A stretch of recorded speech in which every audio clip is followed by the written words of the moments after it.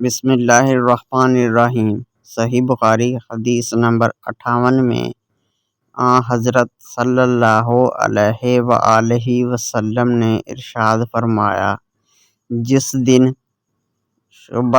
مغیرہ بن شعبہ حاکم کوفہ کا انتقال ہوا تو وہ خطبہ کے لیے کھڑے ہوئے اور اللہ کی تعریف اور خوبی بیان کی اور کہا، تم کو اکیلے اللہ کا ڈر رکھنا چاہیے، اس کا کوئی شریک نہیں، اور تحمل اور اطمینان سے رہنا چاہیے اس وقت تک کہ کوئی دوسرا حاکم تمہارے اوپر آئے، اور وہ بھی آنے والا ہے۔ پھر فرمایا کہ اپنے مرنے والے حاکم کے لیے دعائے مغفرت کرو، کیونکہ وہ مغیرہ بھی معافی کو پسند کرتا تھا۔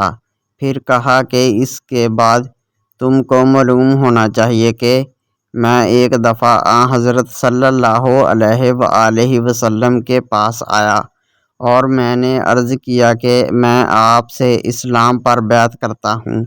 آپ نے مجھ سے ہر مسلمان کی خیر خواہی کے لیے شرط کی، پس میں نے اس شرط پر آپ سے بیعت کر لی۔